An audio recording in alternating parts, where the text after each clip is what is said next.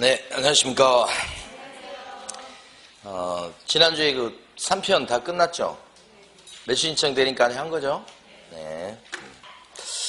자, 이번 주에는 이제 1편부터 갑니다.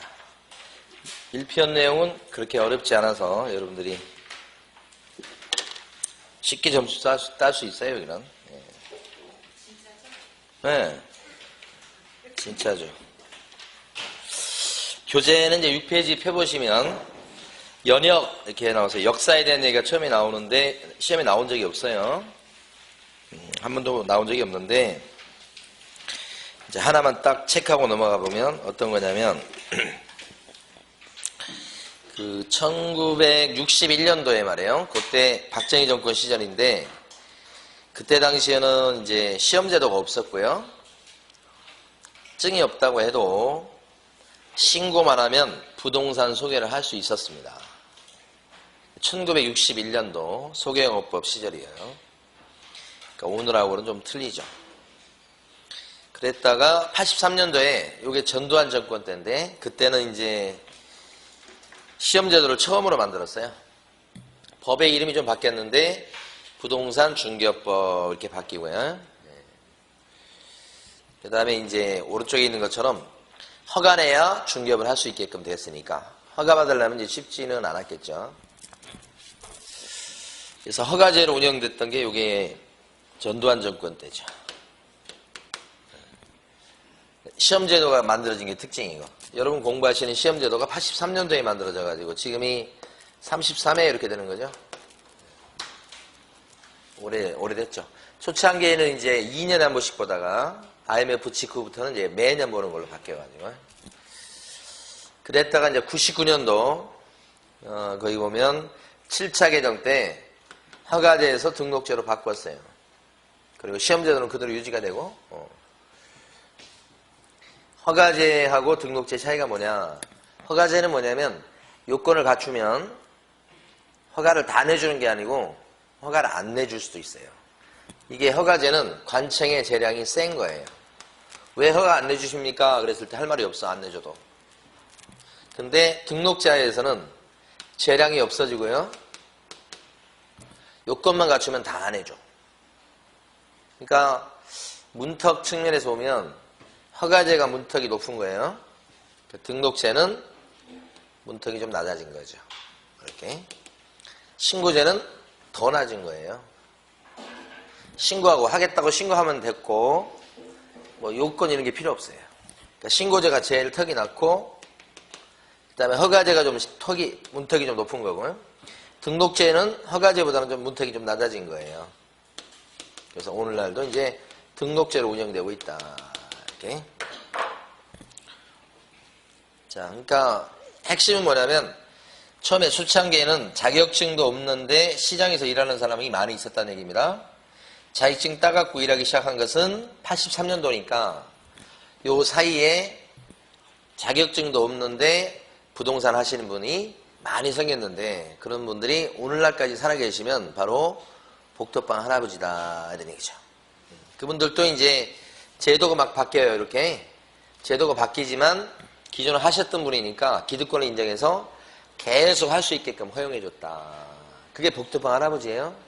근데 그분들의 연세가 지금 90세가 넘어가시니까 이제 살아계신 분이 이렇게 많지 않아서 시간이 좀 흘러가면 그 복덕방 할아버지는 이제 없어지고요. 증 가지고 오픈하신 분하고 법인 차려서 오픈하신 분 두 종류만 남겠다.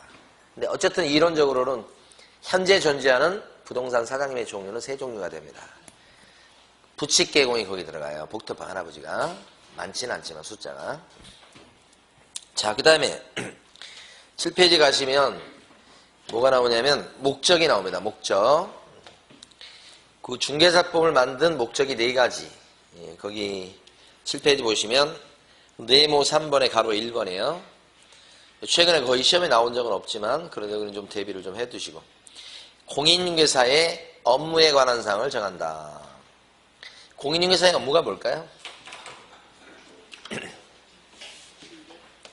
그쵸, 중개업이에요. 중개업에 대해서 이러고 저러고 정한다는 얘기죠. 이렇게 해라 저렇게 해라 이런 얘기죠.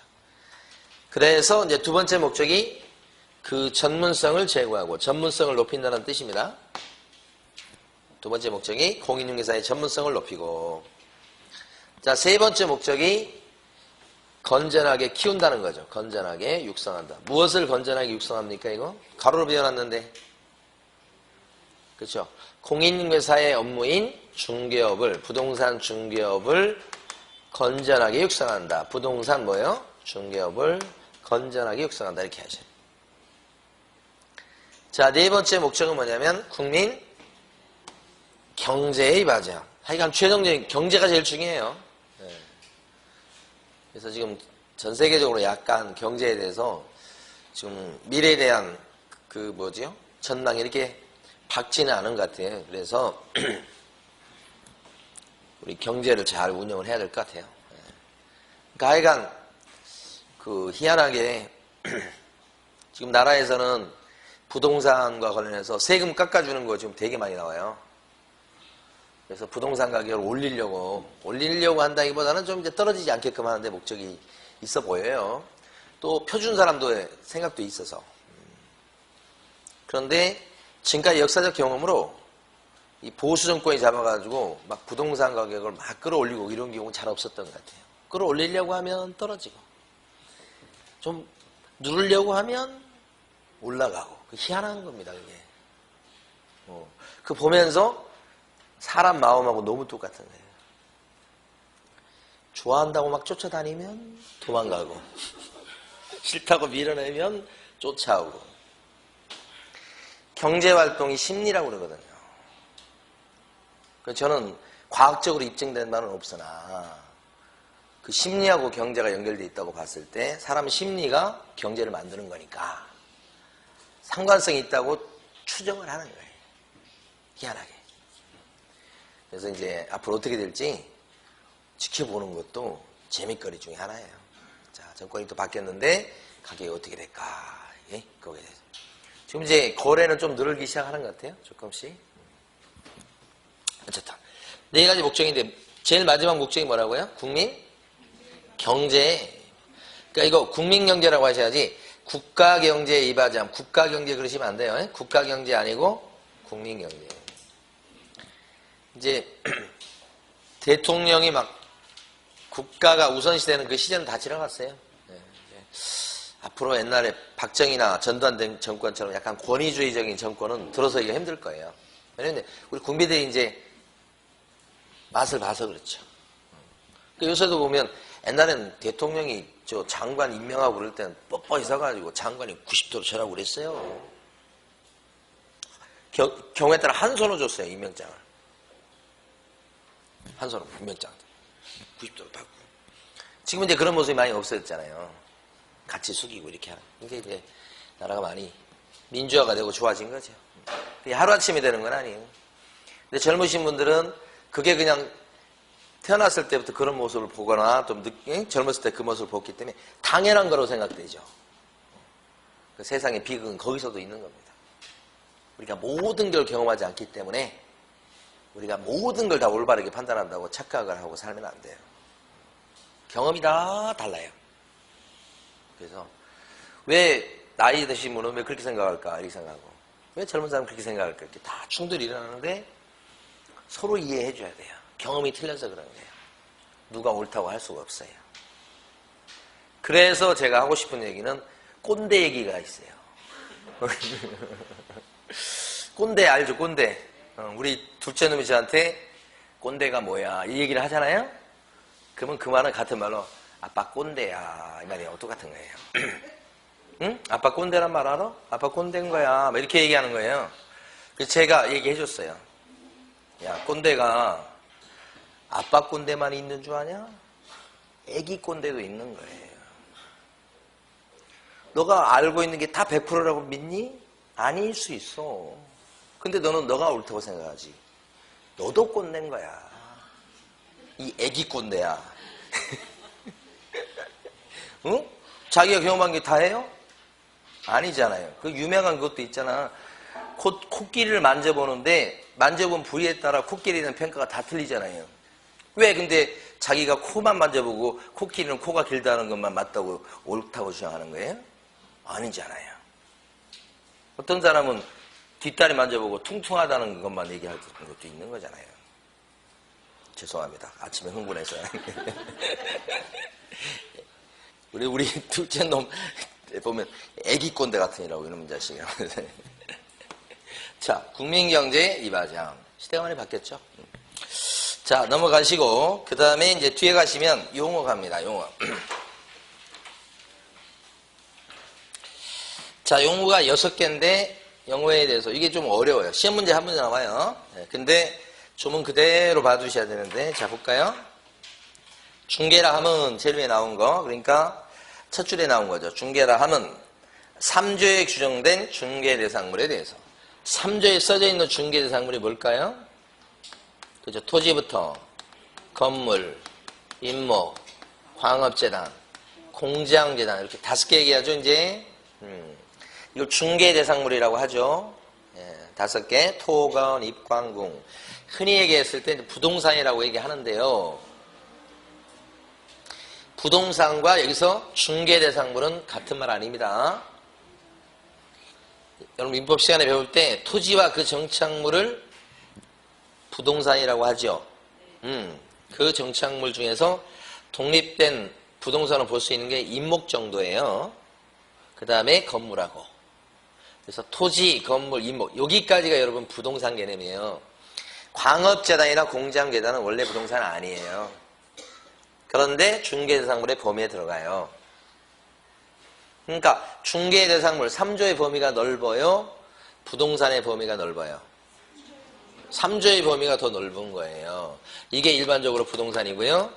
부동산 아닌데 중개대상물로 쳐주는 게 2가지가 더 있는 거예요. 이걸 1월 달에 설명드리면 여러분이 무슨 말인가 그래요. 근데 민법을 공부하셨잖아요, 이제. 이제야 말할 수 있다는 거지. 그쵸? 이렇게 한번 보시라고. 하나 더 얘기하려고 그러다가 참는 거예요, 지금. 나중에 이제 한 7월달 되면 또 그거 소화할 수 있어요. 자, 3조에 규정된 중개대상물 5가지에 대해서 거래 당사자 간에 나오죠. 매매, 교환, 임대차, 그 밖에 권리의 득실 변경을 가져오는 행위를 그 2번째 끊어있는 부분이 굉장히 길어요. 행위를까지인데 줄이면 중간을 생략해버릴 수 있어요. 거래, 행위하는 것을 이렇게 줄일 수 있어요. 2번째 걸. 둘째 줄을. 그걸 어떻게 했을 때 중개가 돼요? 소개, 알선. 그러니까 중개가 되기 위해서는 3가지가 갖춰져야 되죠. 3조에 써져 있는 물건에 대해서 거래하는 것을 소개시키는 거. 이렇게. 그 거래 행위가 조금 분석해 보면 법률 행위하고 같은 뜻이에요. 법률 행위가 뭐냐는 민법 시간에 배우셨으니까. 근데 여러분 복잡하게 할 것 없이 법률 행위는 거의 뭐예요? 계약이다. 그럼 각종 계약을 체결하게 도와주는 거다. 그 뜻이에요. 끝. 부동산, 그러니까 3조에 써져 있는 중개대상물에 대해서 계약을 하게끔 도와주는 거지. 근데 계약을 하게 되면 민법 시간에 배우신 것처럼 권리의 변화가 생기죠.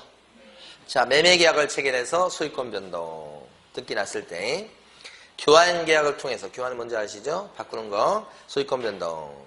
임대차 계약을 체결해가지고 없던 임차권이 생기기도 하죠. 요 임대차 계약을 여러분 실무에서는 전세계약이라고 하는 거예요. 전세권 설정 계약 아니고 실무적으로 전세권 등기 거의 되지 않기 때문에 그거 잘 안 발생해요. 물론 있지만. 그래서 임대차 계약이라고 하는 얘기를 쓰게 되면 그건 전세 계약이에요, 그냥. 전세권 설정 계약 말고. 줄여서 전세 계약. 전월세 그러잖아, 전월세. 그 전월세 할 때 저는 전세권 등기하는 그거 아니에요. 보통 일반적으로 전세 계약, 임대차 계약이에요. 이렇게. 그 다음에 저당권 설정 계약은 담보를 잡고 잡히는 계약이죠. 이 저당권 설정 계약을 통해서 없던 저당권이 생기는 거예요. 그래서 가만히 보면 법률 행위가 원인이고 권리 변동이 결과예요. 이렇게. 그래서 권리 변동이 생기게끔 의욕하는 행위가 법률 행위예요. 그러니까 법률행위를 하게끔 계약을 체결하게끔 도와주면 그게 중개예요.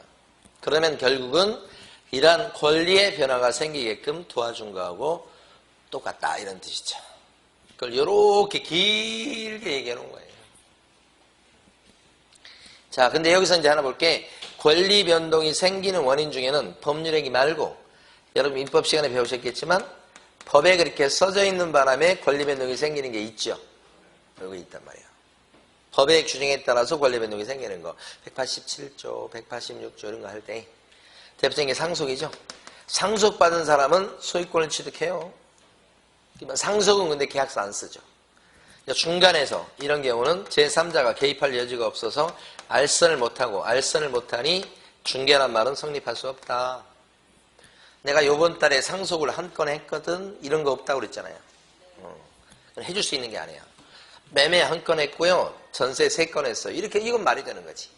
상속 한 건 했습니다. 그런 건 말이 안 되는 거지. 요건 그래도 쉬워요. 근데 자 경매로 넘어가 봐요. 경매에서 낙찰 받은 사람은 대금을 납부하는 순간에 소유권 취득하죠. 돈 내면 바로 소유권 취득한단 말이에요. 계약서 안 쓴다고 해요. 그래서 경매에서 낙찰을 받게끔 도와주면 중개입니까? 중개가 아니다 이렇게 되는 거지.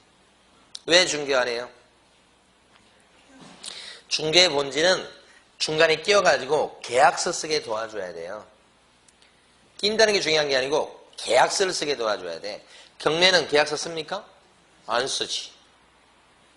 낙찰 받게끔 해서 돈 내게 해서 만들어서 소유권 등기 가져오고 그렇게 하는 거지 계약서 쓰게 만들어준 건 아니거든. 계약서 쓰는 거 아니거든. 중개가 안 됩니다. 이거 할 줄 아셔야 돼. 이게 어려워요. 이게 중개. 그래서 이제 밑으로 쭉 내려가 보시면 가로 3번에 중개가 아닌 것들 쓰는 거 있죠? 그거 좀 봐봐요.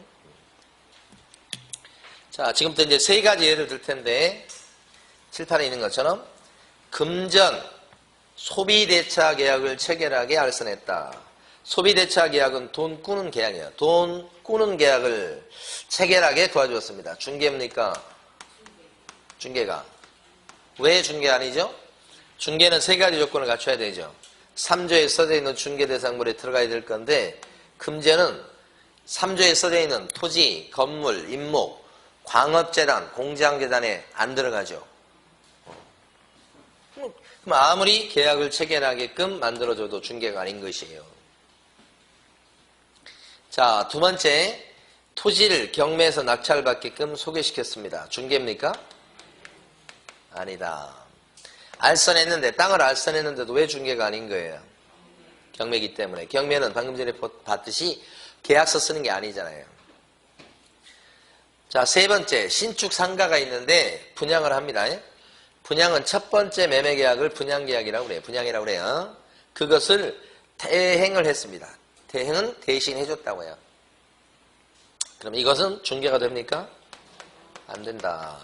신축 상가 부동산 맞고 3조에 써져 있는 계약 맞습니다. 분양계약도 계약이에요. 매매계약처럼. 그런데 대행을 해갖고는 중개가 안 되죠. 어떻게 해야 중개가 돼요? 알선이죠. 여기서 여러분들이 공부하셨으니까 이제 하나를 더 할 겁니다. 뭐냐면 영업권이라고 하는 거 있죠. 영업권은 지난 시간에 한 것 같네. 영업적 가치를 누릴 수 있는 권리.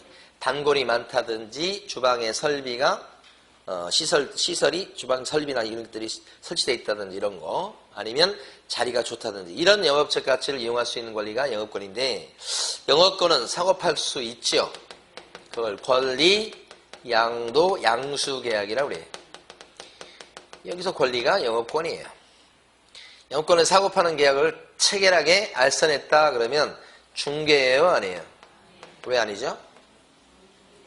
계약을 체결하게 도와주었지만 그 계약의 목적물이 3조에 써져 있는 중개대상물에 안 들어가죠? 이런 게 안 들어가죠, 얘는? 영업권은 중개대상물 아닌 거 아시죠?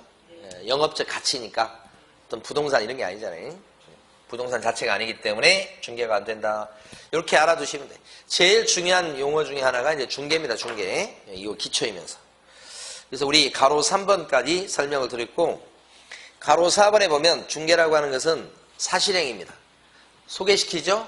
이게 무슨 얘기냐면 사실행위가 있고 법률행위가 있고 그러죠. 그거 배우시잖아. 사실행위, 법률행위. 그러면 부동산 사장님이 입 아프게 막 얘기해주고 그 다음에 물건 가서 보여주고 안내하고 커피 타주고 이런 것은 법률행위요, 사실행위요? 사실행위지. 그쵸? 그래서 중개활동 자체는 법률행위라고 그러진 않아요. 중개활동 자체는 무슨 행위다? 사실행위다. 그런데 중개해가지고 제일 마지막이 뭐예요? 계약서를 써주죠. 그죠? 계약서를 써주는 행위는 사실행위예요, 법률행위예요? 이라고 착각하기 쉽죠. 계약서를 써주는 것은 대필이에요, 여러분. 여러분이 계약하는 거예요? 그러니까 여러분 중개사 사장님이 계약을 하는 거냐고. 손님이 계약하는 거고, 부동산 사장님은 손님들이 계약서를 써본 경험이 없으니 내가 써줄게, 내가. 그래서 대필이지, 그게. 대필은 법률행위예요, 사실행위예요? 사실행. 그래서 중개는 본질적으로 사실행위예요. 근데 손님들이 하는 행위는 도장 찍고 뭐 하는 거, 손님들이 하는 행위는 법률행위지. 부동산 사장님이 하는 것은 끝끝내 사실행위예요. 그리고 돈 받는 거지, 중개보수. 그래서 사실행위라고 그러고, 가로 5번에 가면 부동산 중개는 무슨 중개다? 가로 5번에 상사 중개가 있고 민사 중개가 있고 그래요. 제가 이제 뭐 이거 자세히 설명드릴 필요가 없어. 그냥 왜? 암기하는 게 좋으니까. 이거 상사 중개하고 두 개 민사 중개 구별하다가는 머리가 다 휘어져요. 왜 안 놓는 거예요? 그래서 자, 부동산 중개는 상사 중개가 아니고 무슨 중개다? 민사 중개다. 끝. 왜 민사 중개? 몰라요. 자, 부동산 중개는 무슨 중개다? 민사. 나중에 이제 언제 시간이 되면 7월달 정도에 한번 설명드릴 때가 있긴 있을 거야. 모르셔도 괜찮아. 그냥 암기해서 맞추시면 돼요. 그 다음에 오른쪽 가시면 중개업이라고 나와 있죠. 네. 자, 중개업이 되기 위해서는 몇 가지 조건을 갖춰야 되죠? 4가지. 첫 번째, 부탁을 받고요. 두 번째, 보수를 챙겨가면서요. 복비. 세 번째, 중개하는 것을. 중개가 뭐죠? 중개 그러면 3가지 조건을 갖추는 거 아니에요? 3가지 조건이 뭐예요? 3조에 규정된 중개 대상물에 대해서 거래 당사자 간의 매매, 교환, 임대차 그 밖에 권리의 득실 변경을 가져오는 행위를 어떻게 했을 때? 알선했을 때, 이 3가지 요건을 갖췄을 때 중개라고 하죠. 이러한 중개 활동을 어떻게 해야 됩니까? 밥 먹듯이 해야 된다. 영업적으로 해야 된다. 밥 먹듯이 해야 된다. 이것이 직업적으로 해야 된다. 이 업이라는 표현을 쓰고 있어요. 조문에서는 우리는 영업 또는 같은 말로 직업적으로 해야 된다. 이렇게 이해하시면 돼요. 그래서 중개업이 하게 되기 위해서는 4가지 조건을 갖춰야 돼요. 의뢰, 보수, 중개, 영업까지. 4가지를 몽땅 갖춰야 돼요. 여기서 이제 오른쪽 페이지 보면 가로 2번에 동그라미 1번, 2번, 3번, 4번 이렇게 4개 써져 있죠? 그거죠. 자, 그러면 여기서 이제 결론적으로 아셔야 될 거 금방 갑니다. 보세요. 업으로 한다는 게 뭐냐 이거지. 업으로 한다는 것은 여기 보면 영리 목적으로 하고, 영리 목적은 돈 벌라고. 이건 조문에 있는 게 아니에요. 판례예요 지금. 조문은 여기서 끝. 영리 목적으로 해야 되고 돈 벌라고 해야 되고 그 다음에 불특정 다수인을 상대로 해야 되고.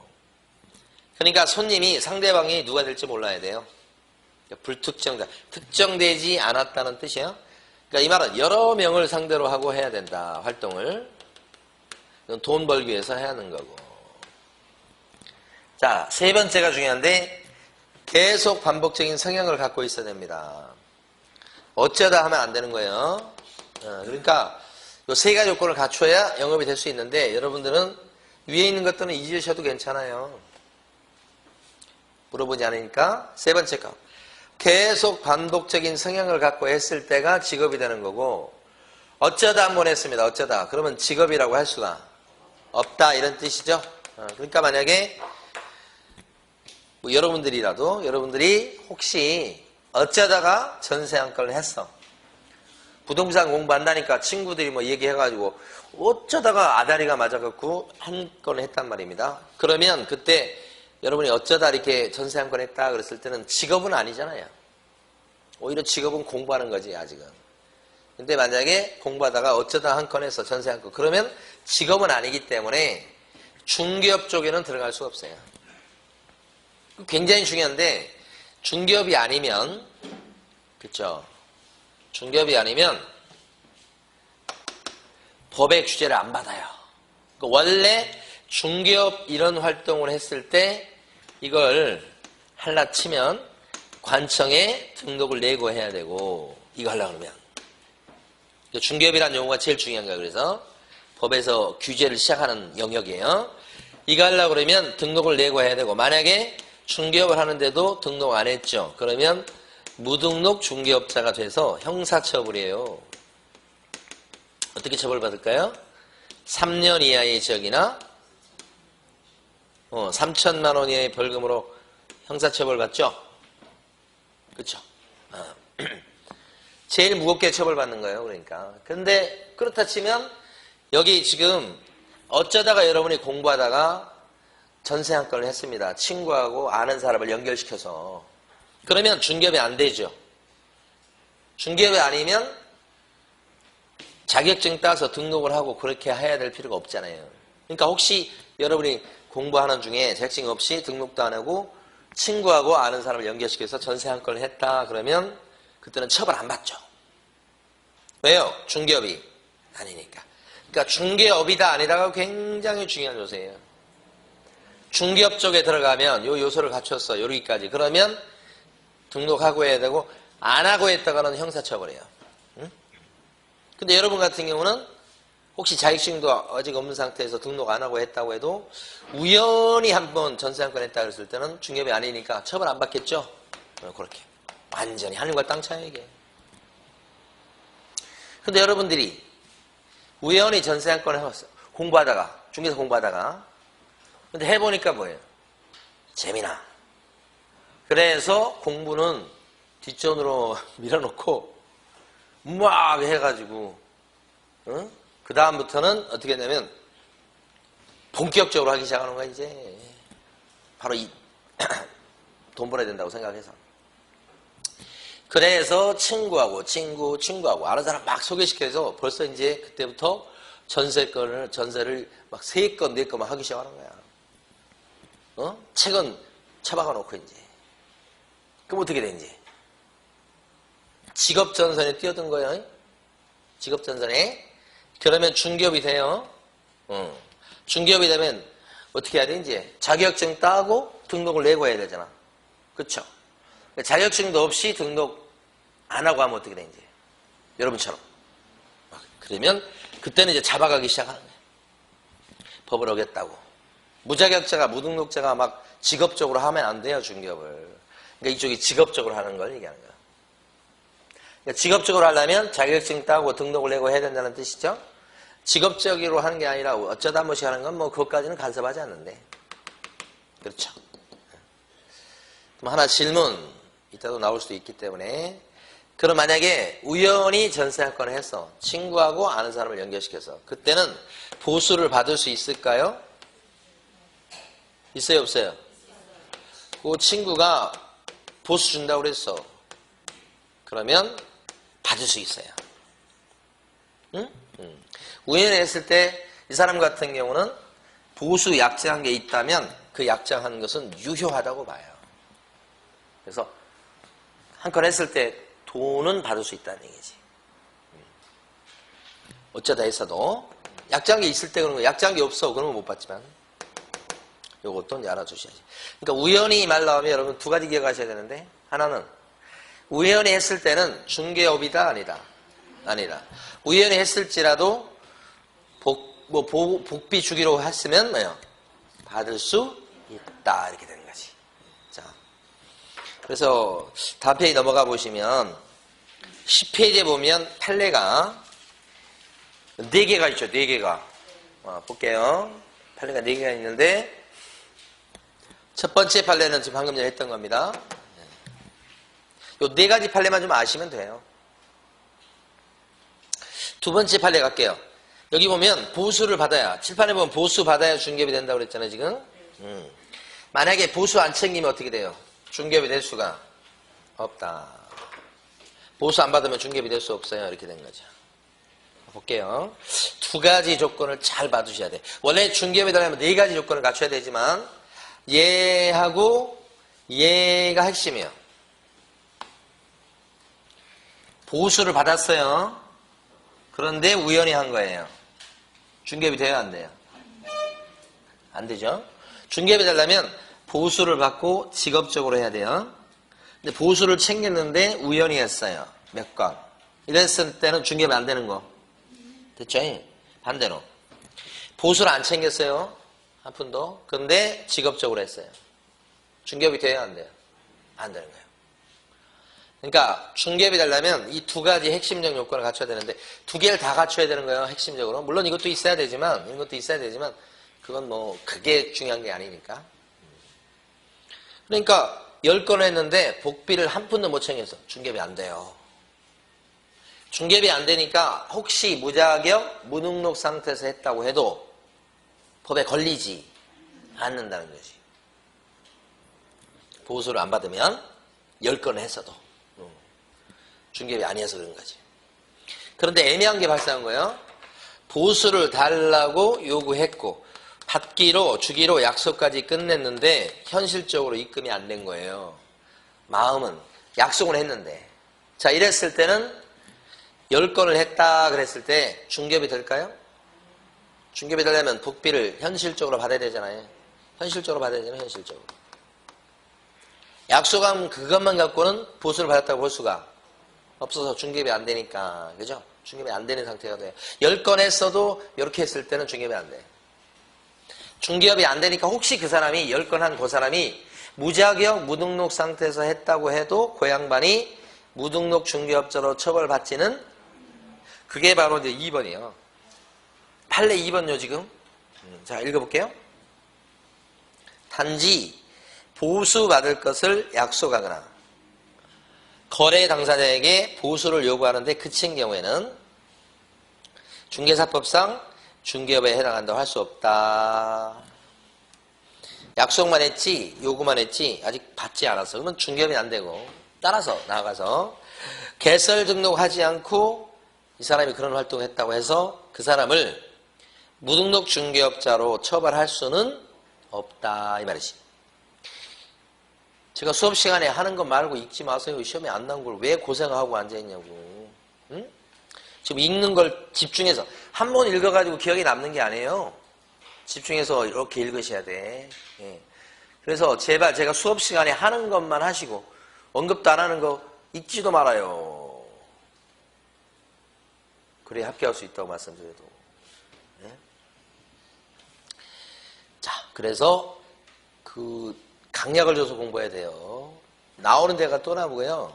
시험을 가만히 보면 거기서 확실히 아는 게 중요하지. 저 구석탱이에서 나온 게 가끔씩 있어요. 나온 게. 근데 어떻게 되냐면 나와도 주인공이 아니야. 걔는 엑스트라야. 우리가 수업 시간에 막 강조해서 하는 것들이 주인공이에요. 주인공이 아닌지 어떻게 알아요? 여러분 보면 알잖아. 잘생겼잖아. 그러면 주인공이야. 그걸 뭐 말을 해야 알아요? 딱 몰라도 드라마 딱 보면 누가 주인공인지 알아? 처음 봐도 알잖아요. 아니 드라마를 처음 봤어. 근데 누가 주인공인지 알아 몰라? 대본에 알겠던데 나는 잘생긴 사람이 주인공이요. 그 사람을 갖다 집중적으로 쳐다봐야지. 엑스트라 지나가는 사람들은 기억하지도 못해요.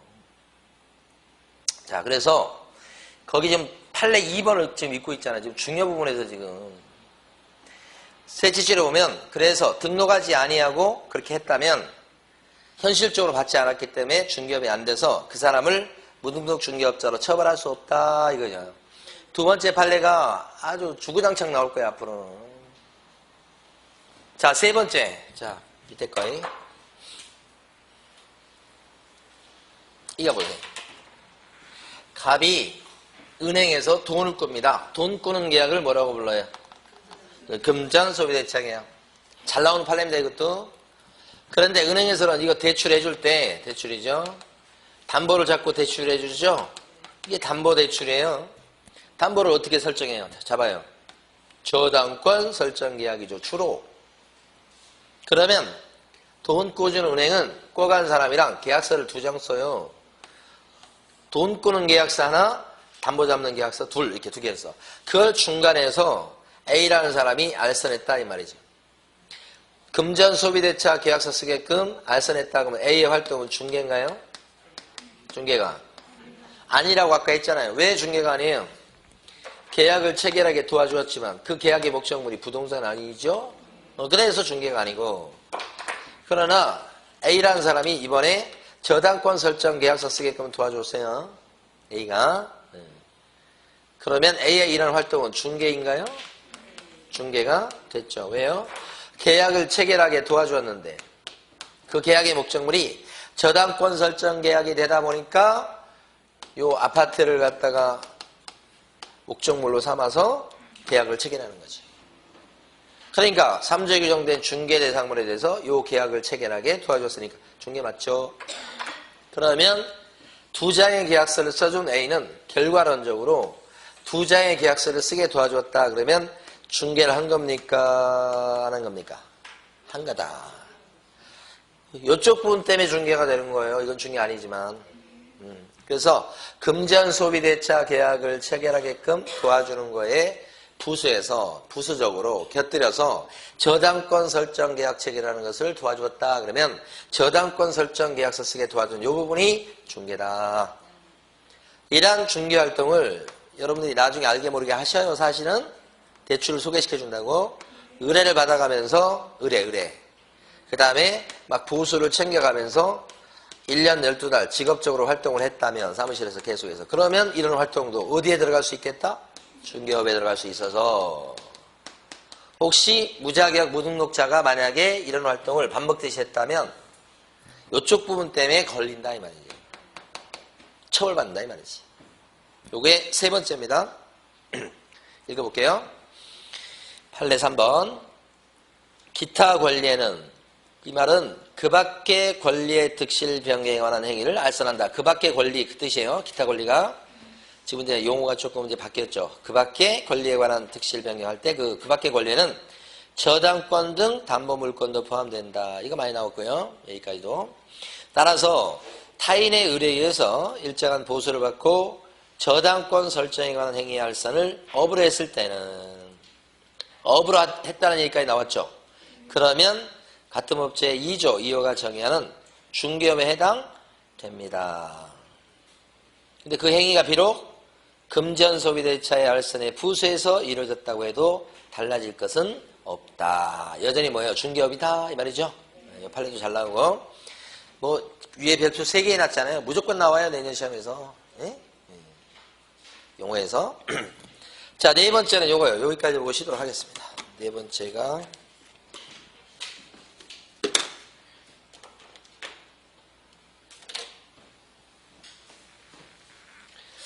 여기 컨설팅이 있어요. 컨설팅. 부동산에 대한 컨설팅. 그죠? 그분은 지금 뭐 부동산 하신 지 한 6년, 7년 됐어요. 7년 됐는데 홍대 쪽에서 하셔. 공부할 때도 되게 공부를 잘하셨거든. 그 다음에 이제 공부를 너무 잘하셔서 막 주변 사람들한테 막 다 가르쳐주고 다니고 그래서 법대 나오셨더라고. 그 약간 장애가 있으셔요. 그런데 이제 그렇게 사람이 밝아요. 주변 사람들한테 막 다 가르쳐주고 막 도와주고 공부 아니라도 힘든 일 있으면 도와주고 그러셨던 분인데 그 성격이 어디 가지 않더라고. 근데 최근에 소식을 들었는데 빌딩을 올린대요. 돈을 벌어서 부동산을 처음에 하나다가 2개 하고 그러더니 근데 옛날에 그분에 대해서 한번 말씀드린 적도 있었을 건데 이제 가보면 사무실 가보면 허름해요. 근데 혼자 해. 근데 그 빌딩 다 관리해줘요. 주인이 관리해달라고 한 적 없어. 자기가 관리해줘. 그러니까 나중에 너무 고마우니까 주인이 월세를 안 올려버려요. 주인분이 막 70, 80 이렇게 되시는데 그 근처에 살지도 않으셔. 그 주인을 통해서 다른 건물주를 소개받는데 다른 건물주도 또 잘해. 그러니까 큰 덩어리 건물을 많이 이제 그래서 돈을 벌어서 빌딩을 올린다는 거. 최근에 아직까지 공부하는 사람한테 들었어요. 같이 공부해서 근데 지금도 공부하고 계셔. 근데 소식을 전해주더라고. 빌딩 올린다고 하면서. 예? 자, 이거 잠깐 보고 싶게요. 컨설팅, 그러니까 컨설팅 같은 것도 되게 많이 하고, 그러니까 사람이 워낙 적극적이에요. 그리고 남을 위해서 막 어떤 막 계산적인 게 하나도 안 보여요. 그러다 보니까 건물주들이 그 사람 됨됨이를 보는 거죠. 거기다 장애가 좀 있는데도 하나도 구김이 없고 너무너무 훌륭하셔. 저한테 막 가르쳐줘. 선생님 제발 구라 좀 치라고. 나 못해. 그래.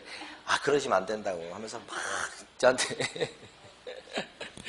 자, 컨설팅을 주로 하는데 조그맣게 이렇게 중개를 해요. 조그맣게. 응? 그런데 부탁을 받아서 보수를 챙겨가면서 직업적으로 해요. 조그맣게 해. 그래도 직업적으로 한다면 몇 년씩 됐다면 중개업이 되는 거 맞죠? 근데 이런 사람들이 컨설팅 업 자체는 자격증이 없어도 할 수 있거든요. 등록 안 하고도 할 수 있거든, 이 사람들이. 그래서 보통은 컨설팅 사무실 차려놓고는 사실은 이거야. 그러면 이 사람은 무자격, 무등록 상태지만 결국은 뭘 해버린 거예요? 중개업을 한 거예요. 조그만 개수도 중개업은 중개업이죠? 그럼 이 사람이 어떻게 되는 거예요? 무자격, 무등록 중개업자가 돼서 형사처벌 받겠죠? 그래서 3년 이하의 징역이나 3천만 원 이하의 벌금으로 형사처벌 받는 사람이 돼버린다. 현장에 꽤 있어요. 그래서 실무에서는 이제 컨이라고 많이 얘기하잖아요. 응? 무자격, 무등록 상태에서 하는 실질적으로 중개활동과 비슷한 활동을 하는 경우가 되게 많아요. 응? 형사처벌입니다. 제대로 걸리면. 제일 마지막에 있는 판례 한번 읽어보시고요. 자, 쉬겠습니다.